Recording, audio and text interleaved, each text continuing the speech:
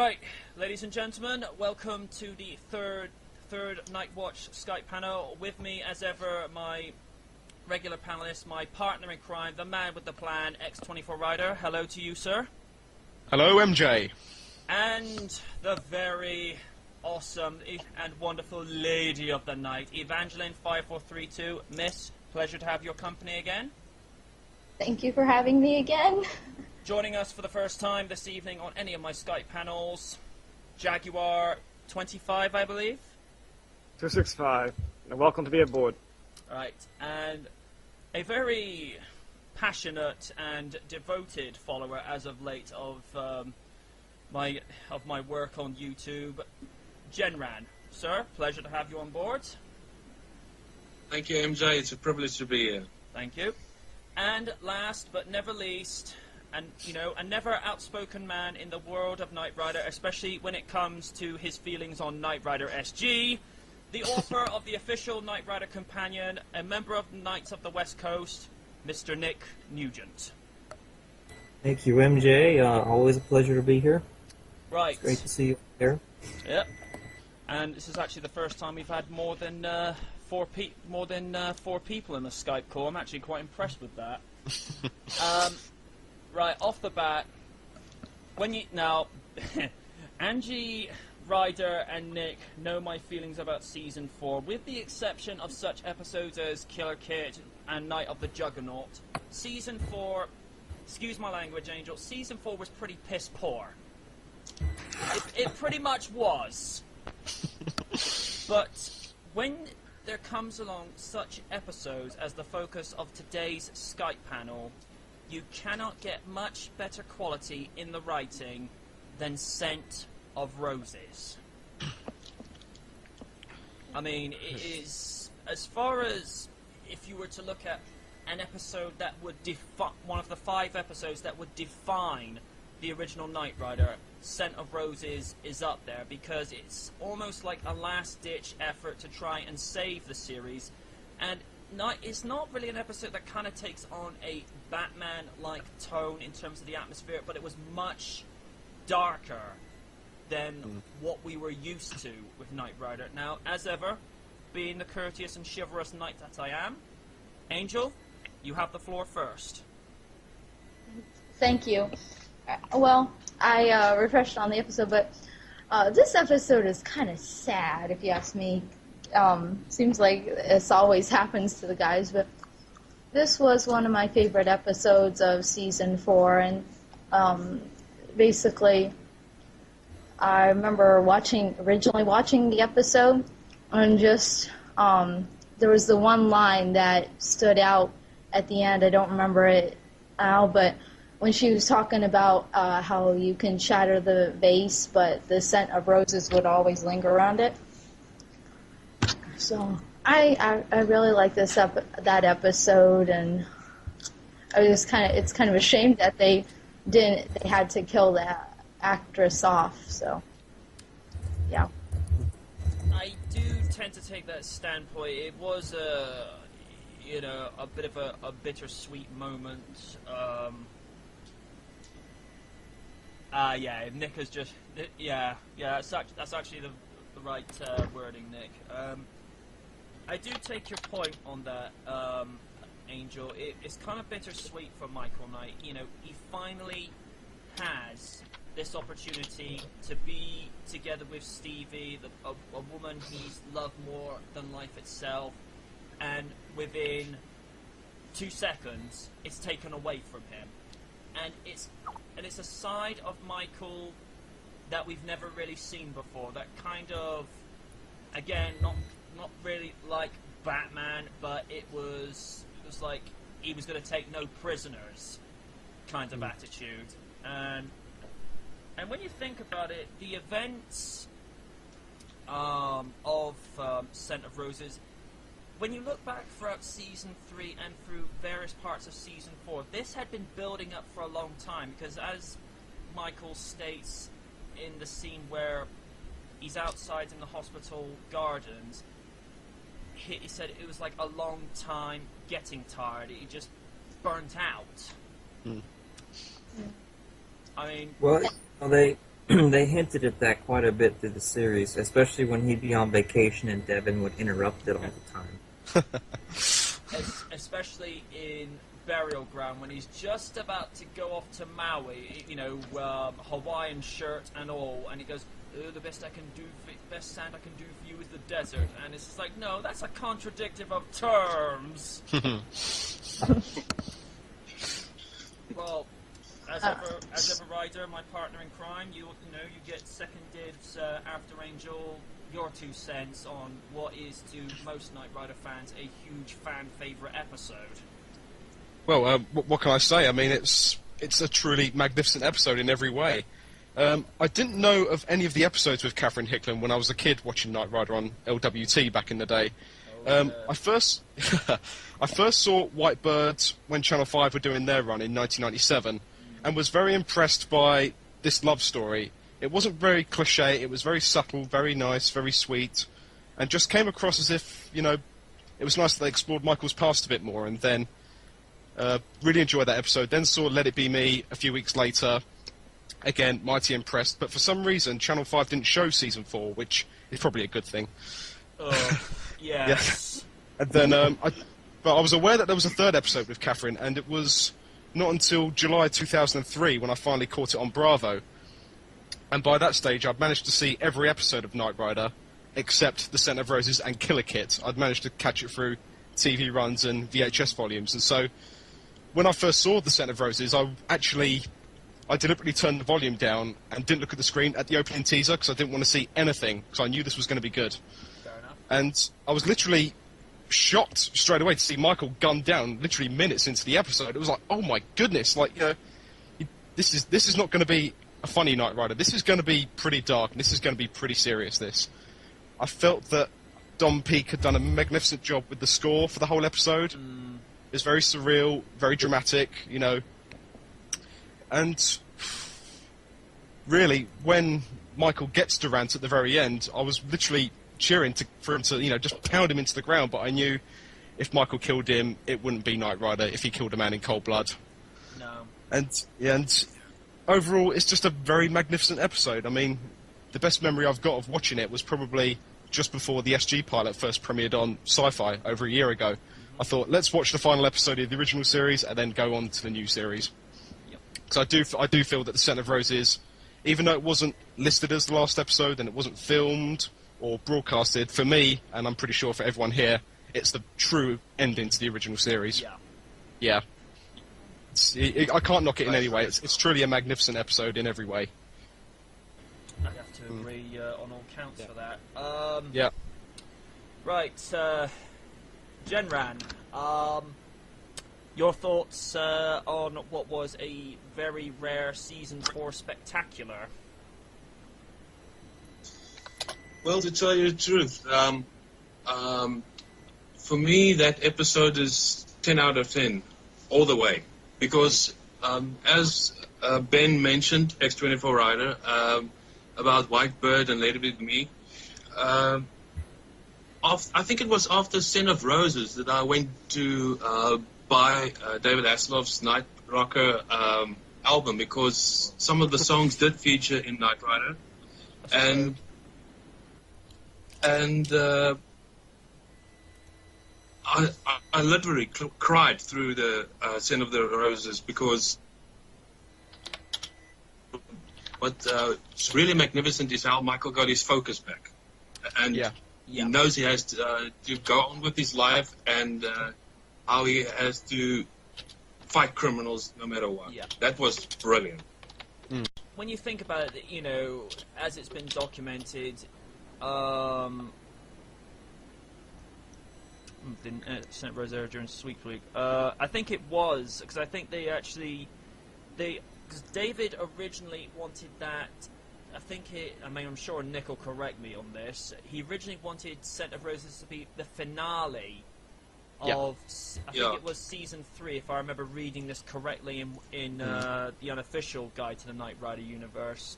But this, you know, the network wanted it as like an episode for something else. So I think it would have been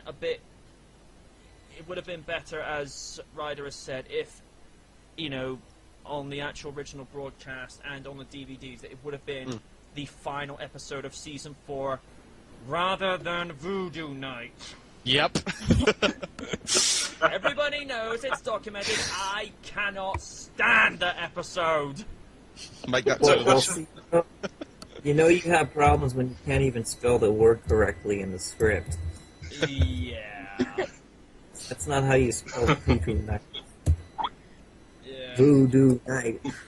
But as was point was about to make, the events of Scent of Roses are mirrored in the made-for-TV reunion movie Knight Rider 2000, where Michael is essentially at that same place again as he was at the beginning of Scent of Roses after he'd been gunned down. He's burnt out. He doesn't really, have the same kind of fire, and it's losing someone that was really important to him that gets him to, get back to where he's supposed to be.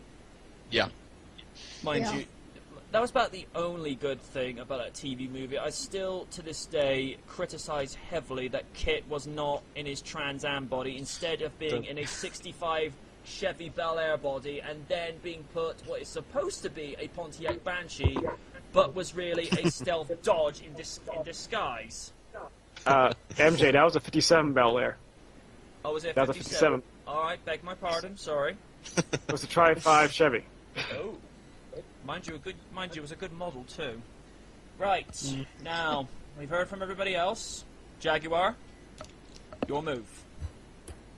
Okay, Santa Rosa was kind of sad ending, but Brock, I think didn't they kill her off because they were Hasselhoff was going to divorce Catherine that time? Or was it after the series ended? Oh, no. Or was it just a writing move? They made Son of Roses a couple months after they got married. Actually, in real life, they were very happy at the time. Oh, at the time. Oh, so it was after. Oh. Anyways, it was like a farewell. It felt like when every time they tried to get married, something went wrong. I thought that was amusing, and then Devin had Kit stay with them for protection, and they tried to blow him up the model airplane. Remember that? Yeah.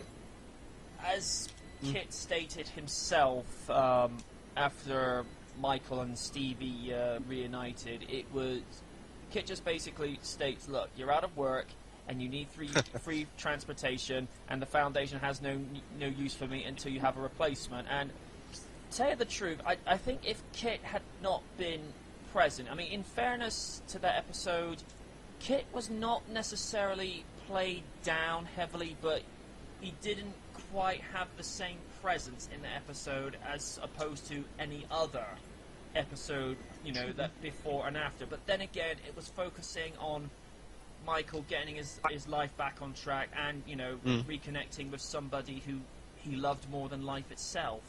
Yeah. But I did like Kit's loyalty throughout the whole episode. Pretty much in every scene, when Michael's distracted with Stevie, Kit's always in the background, just always sitting there watching his friend, making sure no harm comes to him. And like literally every time Durant tried to kill Michael again, Kit was always there and literally staying with him. Even if Michael didn't acknowledge Kit was there, Kit literally stood by his friend throughout the whole episode. I kind of like this is what I like to call a license to lurk moment, where when Michael, says to Stevie, "I love you," and then Kit starts playing, "A kiss is still a kiss." Yeah. And I thought, "Oh, you creep!" I did like that. But that's the type of character that Kit is. Yeah.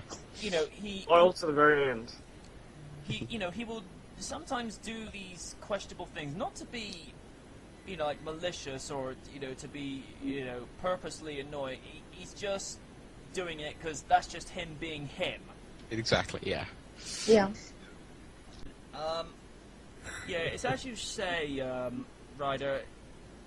Kit was hardly ever not by Michael in that episode, but when you look back at the friendship that Michael and Kit has had over the course of the 4 years that Knight Rider have been on the air, as I stated in previous specials and episodes of Night Watch before, in Season 1 they were at each other's throats. Season 2 they're kind of more cooperating. In Season 3 they're almost like, you know, best pals, you know, watching the Super Bowl, and Michael, Yeah. you know, Michael be drinking a bud and Kit would be, I don't know, slurping on motor oil or something like that. But it had gotten to that stage, you know. Yeah. And as you said, it was mirrored, and I know Nick is going to hate me for bringing this up, but it was, you know, mirrored, that relationship was mirrored in Night of the Hunter in Season 1 of SG, when, as you said, you know, Kit was down by the douchebag soldiers, he wasn't going anywhere, and Mike is saying, no, not leaving him, no, end off. Yep. And I think what makes, has particularly made the Michael and Stevie relationship work in, you know, the only 3 episodes that they've had the two characters together. I mean, for starters, you know, the fact that David had a close relationship with Catherine Hickeland in real life. So, in essence, when they were doing that on screen, it's not necessarily pre-rehearsed. They're just, you know, art imitating life, so to speak. You know, there's nothing pre-rehearsed about it, and it's just the fact that Catherine, to me, is such a believable actress, and you know, the emotions and the sincerity is just so organic and, you know, so sincere. It just comes across as something that's not contrived. You know, particularly when she walks into the restaurant in the episode, she is genuinely concerned for his well-being. Yeah, definitely. And something about how Kit is continually through Season 3, he's kind of watching. It's kind of, if it was a person doing that, you know, it would feel a little awkward. But with Kit watching like that, kind of keeping an eye on everything, it just feels natural. Well, at the end of the day, Kit is just abiding by his prime directive, which is the preservation of human life, which of course is just a modified version of Asimov's 3 laws of robotics. So, you know, that's always good to apply there. And it's an interesting thing. That has to be one of the thank you, Jaguar. Has to be one of the few episodes where Turbo Boost is used, but it's not to, you know, escape out of a, you know, dire situation. It's just used to, you know, just used for a bit of fun. And it's actually nice to see Kit's more playful side. In a small way, yeah. I did like that. And, you know, it was, you know, for me, it was just nice that, you know, Michael basically got to, you know, in essence, just take his foot off the gas pedal and just take it easier, because, you know, at the start, as I said, at the start of the episode, he's not so sure of himself anymore, and he just basically thinks, you know, I've had enough of this, and in comes Stevie back into his life, and it's just like, I don't know, life's, you know, a little bit more enjoyable than I thought. Yep. Yeah.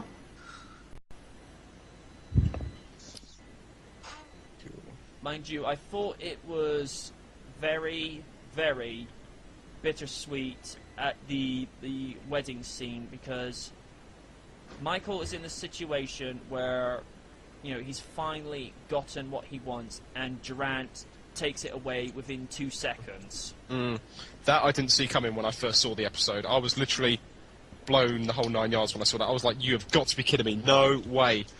Didn't see it coming. Yeah. Hey Ben, And, I totally agree on that. Yeah. When I watched that the second time about a week ago, I was watching it with my mom, and we started talking about it. And it's like, it seems that always happens to the guys that have that type of role. They always lose them after they get married. For instance, James Bond, getting totally off topic here, James Bond loses his loved one in the movie too. So Majesty's Secret Service. Sean Connery. Yeah. No, that You only was, live. no, that you was only live Majesty's twice. Secret Service. That was George Lazenby. George Lazenby, yeah. one of the few Bond actors I really did not like his performance of. Oh, Nick's trying to say something. Well, I was just going to wait till it was my turn to cover that. Okay. Nick, if you don't speak Trekkie I'm here. going to explain it now. It's up to you guys. I don't want to take over the microphone. No. You know, I always value your 2 cents, Nick.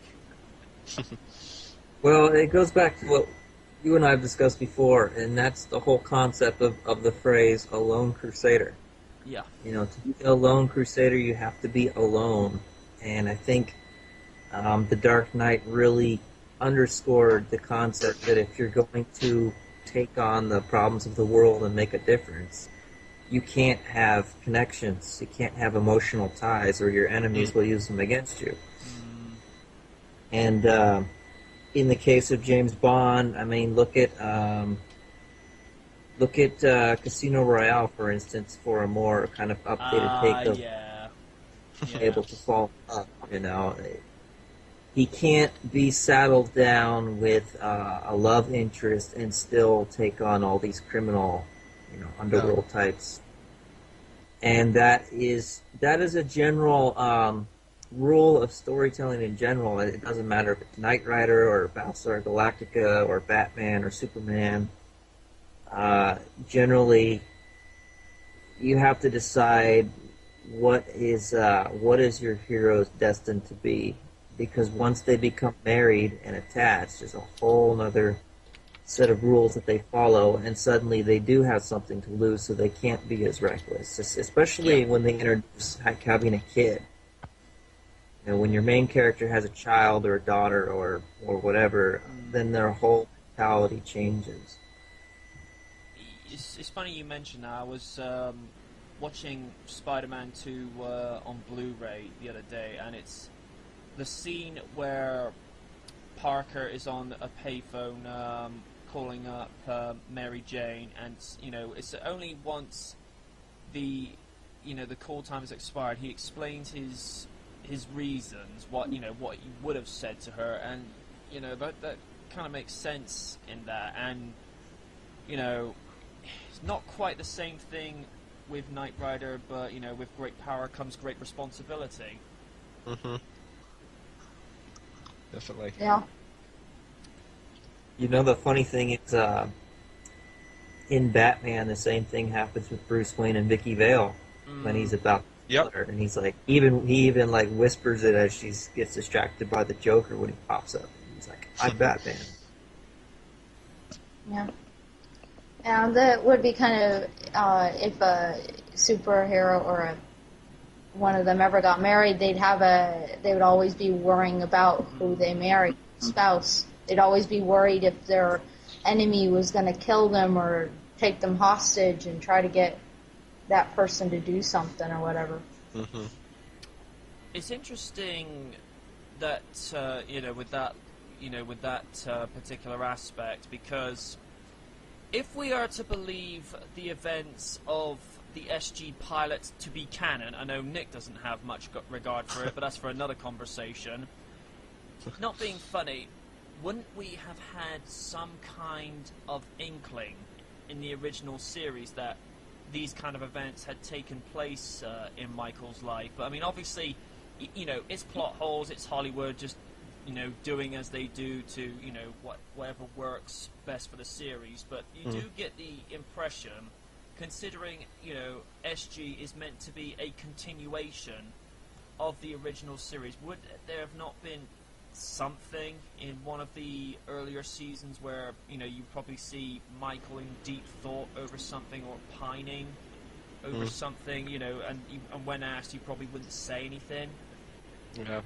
It would have been nice if Stevie was mentioned in the SG pilot in some form, rather than, I mean, we see Mike's real mum, but obviously, you know, Stevie's not really mentioned as a love interest to Michael. It appears that she was the real love interest in his past. Again, Yeah. because David Andron and Gary Scott Thompson, I mean, it's my theory, but I think it's a strong theory that they just pick and chose a couple episodes from the series, but they did not run the whole gamut from season to season to season when they were researching what they were going to do. So as far as I know, and Gary Scott Thompson never once mentioned Stevie nor Andron, they probably didn't even watch The Scent of Roses or Whitebird or Let It Be. They probably just watched the pilot and the Car episodes at best. Oh, Car. I doubt they even watched Junkyard Dog, which every Knight Rider fan knows. Yeah, it's such a huge fan favorite. It's interesting you bring up the subject of Car. Now, I don't know where this source of information has come from. I looked on Car's wiki page, and apparently, if Knight Rider had not been cancelled in '86, Car would have somehow been rebuilt in the season 5 opener. Kit would have been rebuilt again, and somehow Bonnie would have been killed off. Oh, really? That would have been special to see. Sadly, would have also turned out that, they wanted they knew that the 50s was coming to an end, so they filmed The Scent of Roses as sort of a closure for Michael and the Michael Stevie storyline. But contrary to what a lot of people think, if you ask Captain Hickman herself, she said that the producers basically, they wanted Michael and Stevie to get married and carry on as a married couple in season 5. Okay. And actually, it was knowing that there wasn't going to be a season 5.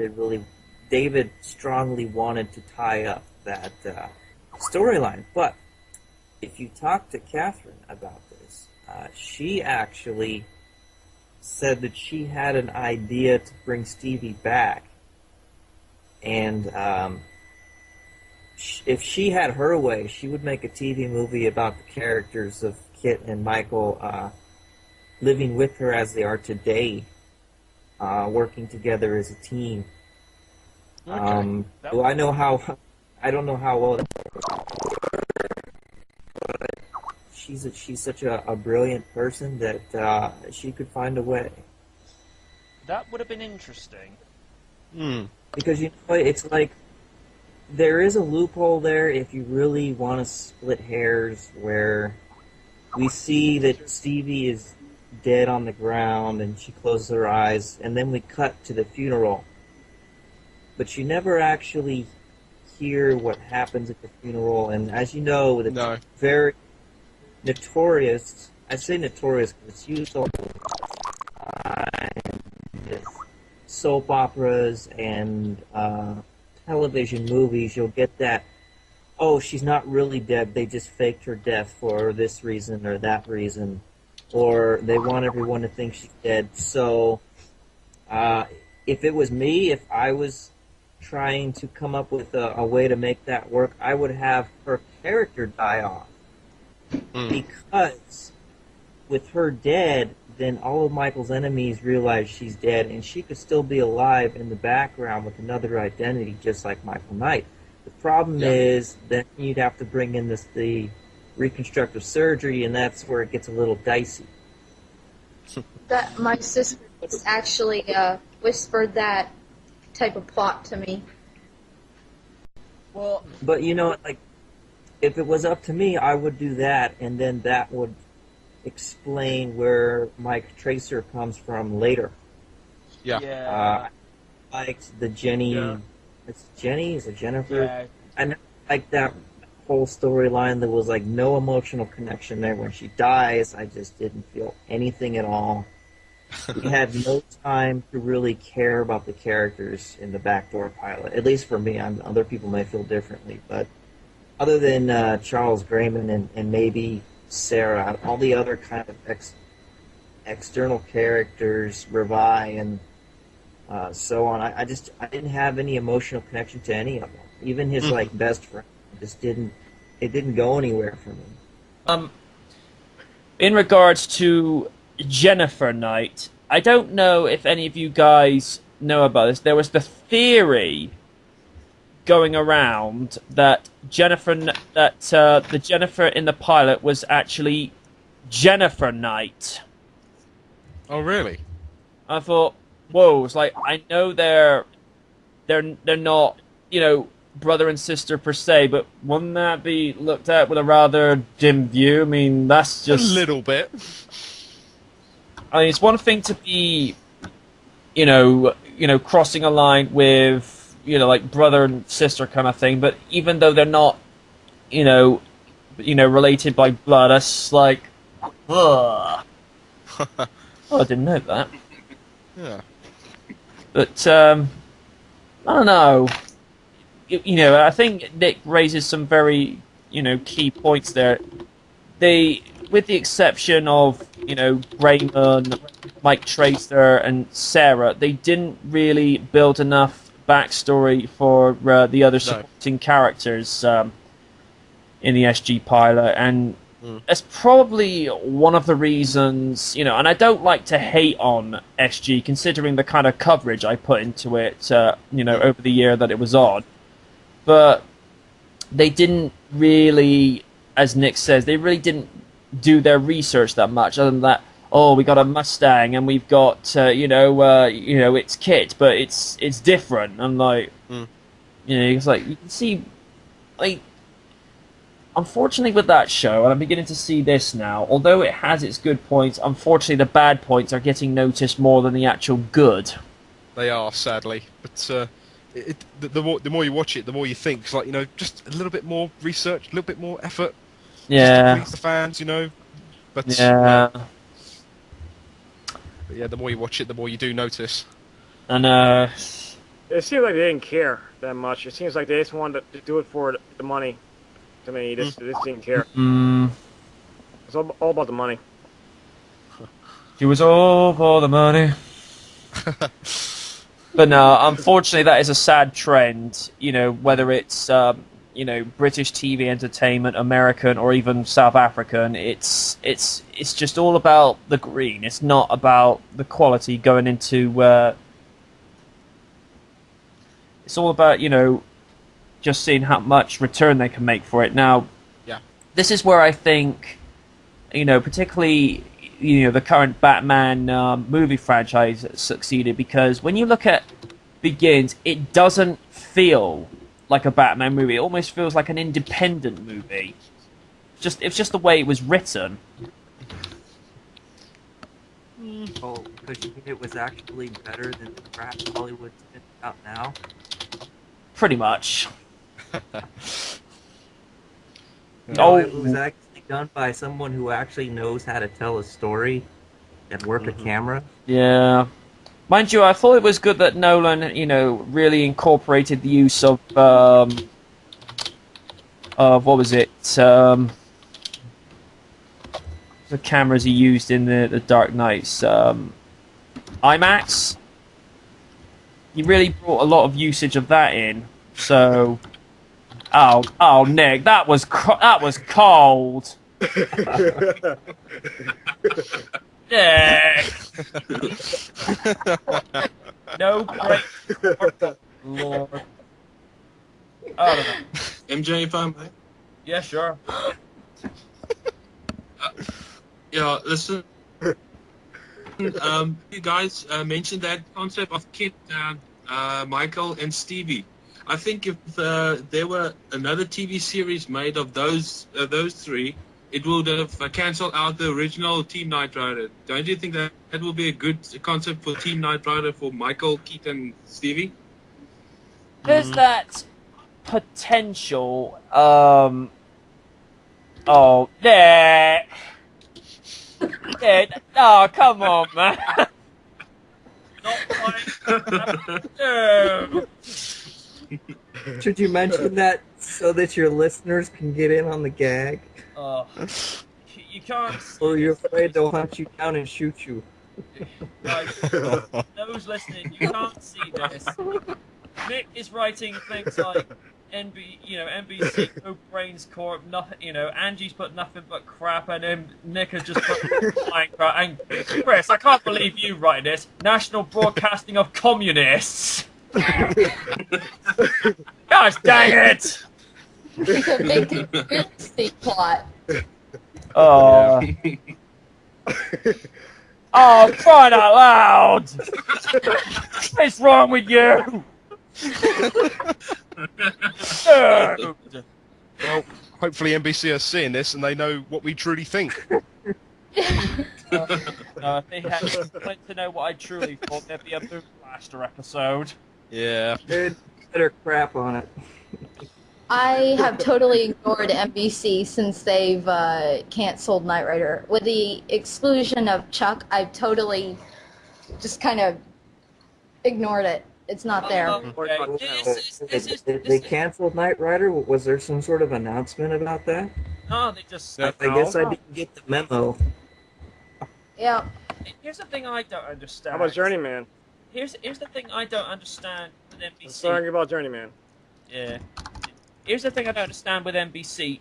To my understanding, Chuck wasn't really doing that well. If anything, it was probably just about on par in terms of how SG was doing.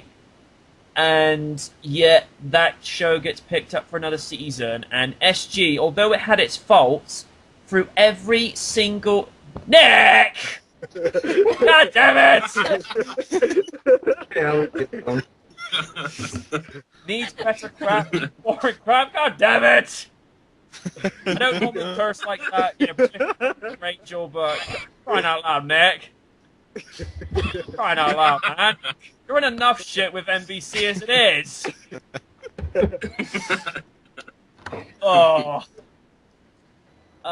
Like I say, Chuck wasn't really doing that well, and then when you look at, as I say, look at SG, throughout all the 17 episodes it was on, never left the top 3 spot.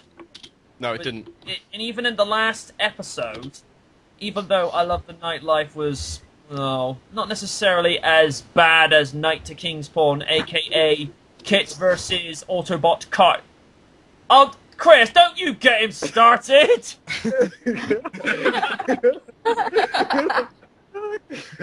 But, you know, the final episode... Nick! Oh, for crying out loud! Nationalised buying crap, need better crap, now broadcasting crap. Crying out loud! What's wrong with you people? It's got to be done. Oh. That's actually a lot more subtle. Yeah. That's not being undertone. But it was the fact that in the final episode, they came number 2 against American Idol, which by American TV standards is not an That's easy... pretty impressive. I mean, American Idol is a juggernaut. Yeah. It's like X Factor over here, although I still to this day can't understand why people watch that tripe. Neither do I. I mean, my dad was... I don't know either. My dad was watching Britain's Got Talent. He said he needed a bottle of wine to watch it with my stepmother. I said, Dad, you know, you don't need wine. You need industrial strength cider just to understand it. Which is harsh, but... Oh, yeah. Oh. Oh, crying out loud. Angel! Podcasting crap! Oh. What was meant to be... If I may? Yes. Oh, sorry. To tell you the truth, I liked the Nightlife episode. Kind of reminded me, okay, when that guy's eyes turned to yellow, it kind of reminded me of the X-Files episode 2. Yes, it did. Yellow eyes. Yes.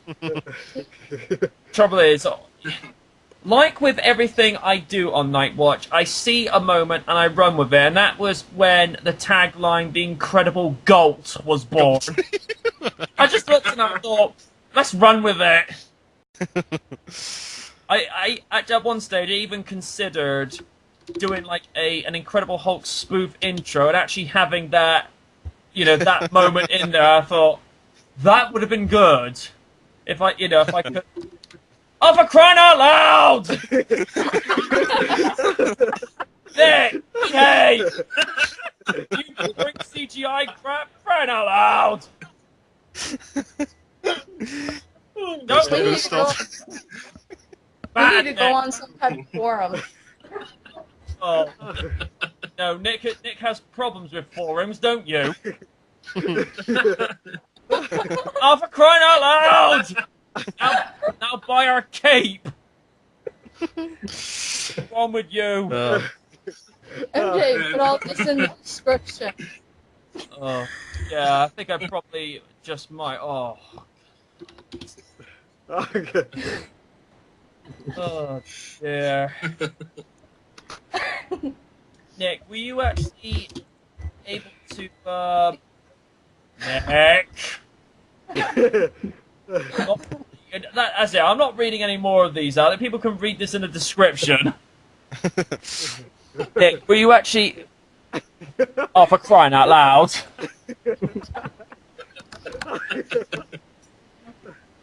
Right. Being serious here now. Nick, were you actually able to get hold of Catherine in the end? Unfortunately, she's MIA right now. Oh. I don't really know. Try. I don't really. Oh, missing in action. Right. Yeah, missing in action. Oh. Trying to keep on the down low, was she? Yeah. Shame. Because it's like I say, guys, Nick told me about this the other day. Oh, it should also be noted when I was in that Skype call with you and Nick, Ben, when you went up, Chris, don't encourage him. I didn't get out of that Skype call until 8 hours later. Really? Oh. I kid you not. What was 11 in the evening for Nick was 6 a.m. for me. Yeah. But let's just... If you had a good No. chat, it doesn't matter. Ugh. I'm not reading these out anymore. Screw you. This is going to get more notice for the comedic effect rather than the actual content. So, guys, just don't encourage him, please. Oh. Lord. Do you want to say something, Angie? No. Okay. I don't really know if there's anything more I can actually say about Scent of Roses because it's Nick. Alright. I don't really know if there's anything, like I say, I can say for Scent of Roses, because it's like with the Back to the Future Skype panel, there is not really much you can say about it, because it's less is more. It's that damn good. You can't really knock it for anything. The episode is what it is. Yeah. The thing that I was kind of surprised by was the fact that they had SPM right at the start of the episode, which I thought, well, that's weird. It's never been known to be that early. Well, I suppose it was just let's get it out of the way quick and let's get onto the serious stuff afterward. Yeah. Let's just get it in there just straight away, just so it was actually used. We might as well use the car while we've still got it. Let me just stop the recording so we can go into part 4, guys. Yep. Stop that. Creative criticism. Ugh. Here's an interesting thing that I don't think has ever really been brought up before. Why is it in the original series you never saw Kit in control of SPM? It was always Michael. That's a good point, actually. And also, here's the thing, why was the road always empty? Yeah. Well, apart from Juggernaut, but pretty much every other time he was in SPM, there was no other car on the road, was there? No. And one particular personal gripe I had with SPM is whenever it was just Kit alone on the road, they sped the footage up. There was no it's need clearly to- noticeable. I mean, at least with attack mode, I mean, you could tell Kit was going faster, but they didn't do it in such a cornball way or something that seemed cartoony, because Knight Rider plus cartoony does not go together like a handmade glove. No. And the other thing is, with attack mode, Kit could turbo boost, and at first it was the only time Kit could turbo boost, but you never saw Kit turbo boost in SPM. No, you didn't. Well, probably because they probably wrecked the car to pieces. So like it did wreck all But the he other. did they? Yeah. Yeah. I mean, but I think wrecking the Super Pursuit Mode car wouldn't have been financially viable. Not Yeah. well, Kit turbo boosting as a pickup truck. That would have been interesting. Or a black van. Oh, no. see, it goes back to what Nick said in the last panel. Tangible. I mean, with Kit being able to transform into cars of similar shape and mass, that makes sense. But Kit transforming into a pickup truck and then a Ford Transit and then that Ford Ecoline van. yeah, that I just looked at and thought it didn't make In sense. a cop car, he was a cop car, Crown Vic. That was plausible. Because that could be done. But then of course, So Crown Vic is double the size of a Mustang. really, Yes. Yeah.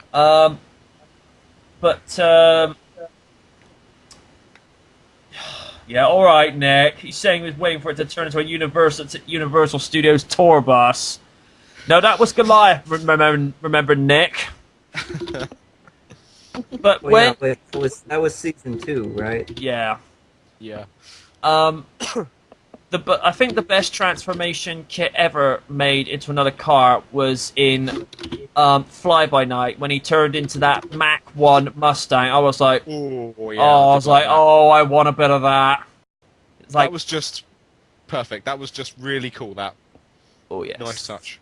Yeah. Oh, very much so. Now, when you say turn into, you mean like jump from one car to the other, right? Because it would have been cool if you actually see him like morph into it. Yeah, pretty much. Or like animals. But they just did that weird like bait and switch camera trick thing one too many times for me. But you could tell that at that point they were running out of money. It's like they went up to Gary Scott Thompson. He like had a Mustang sitting outside in the parking lot or something. Hey, we need Kit to turn into something. Well, we can't afford to build a new car. How about you use mine? Okay, well let's just throw that Mustang on there. Well, we'll have to animate it, right? We'll have to like make it shift. No, we won't. Didn't they like switch cars out in the old days? We could do like a cross dissolve or something. Okay, do it. You know, it's just. I feel very lazy. She just shows a regular GT Mustang versus the Shelby. Yeah. I mean, that was just, from a financial standpoint, that was a blunder. Choosing the Shelby instead of the regular base model. Back in the original Knight Rider, they used like the base Firebird, and they, Yeah. Yeah. for a financial sense standpoint, they wanted the best car for everything. When they could have just modified, it'd be cheaper. Yeah, you make a good point there, Jaguar. One thing the original series had was they had a crash. What was it? A Pontiac Mission train crash where they got all those free cars, like 50 free cars. Is that correct, Nick? It was more than that. It's like 73 or something. It was a train derailed and all these Trans Ams got scratched and they couldn't sell them, so the Universal bought them for $1 a piece. Wow. $1. Like they couldn't get any that came from south during the Katrina. I think they had some Mustangs that could have got destroyed. That had flood damage.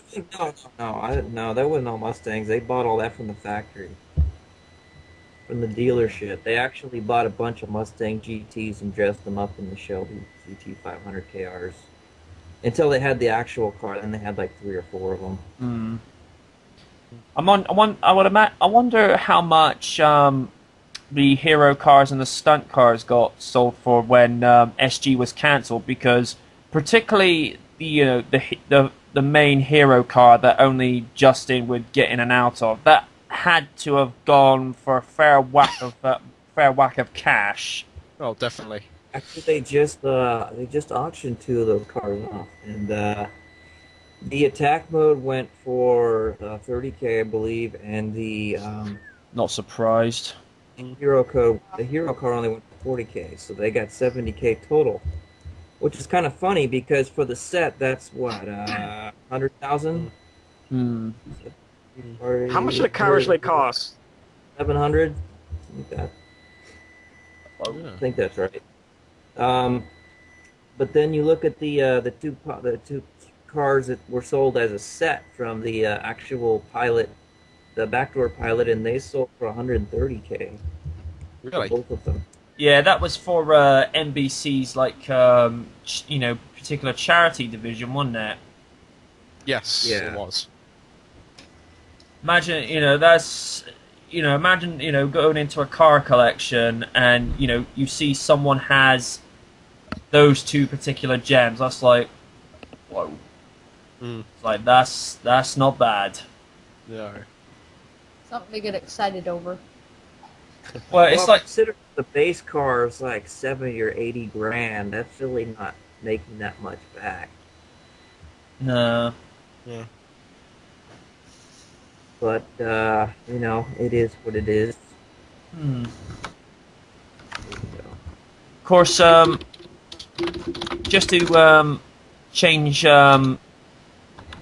topics just for a moment. I mean, I've looked on Steve Fawcett's Facebook page, and he's showing up people that are confirmed and people that are not quite sure. I've noticed Rebecca Holden might be attending NightCon. Oh, really? That would be something. That'd be nice to see. I'd like to meet her in person. I mean, I know Nick mentioned to me, hope you don't mind me mentioning this, Nick, he said they're trying to get Justin Bruning and Catherine Hickeland to attend as well. Now, that would be amazing. Oh, yeah. Wait, tonight con or the night fest? Or night NightCon. Okay. That would be something, because it would actually be nice. I mean, I'm pretty sure Catherine has met Justin before at the previous two festivals, but for Knight Rider fans in the UK, it would be something if you had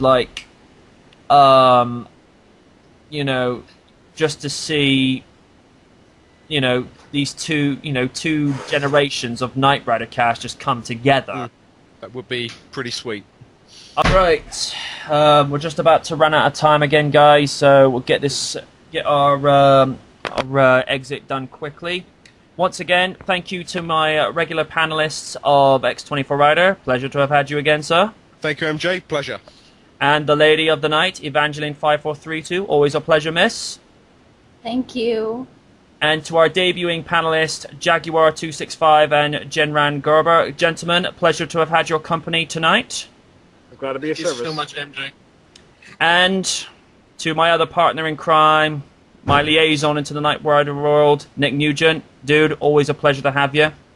Thank you very much. Always great to be here. And just to remind everybody, in Night Watch issue 59, I will be taking suggestions and inductees for the next Road of Fame on Night Watch. So and you know what? Issue 60 of Night Watch, it's going to be a Skype panel. We're all going to induct people we want in. Sure. Right. Just to like to remind people who are interested for the returning issue of Games Night next week, which will be the Skype panel discussing the career of Sonic the Hedgehog. Joining me next week will be the Mighty One Tarrison, the Cinematic Gamer, Random DCE, and myself. But from everyone here on this Skype panel from Night Watch tonight, as always, good night from the night.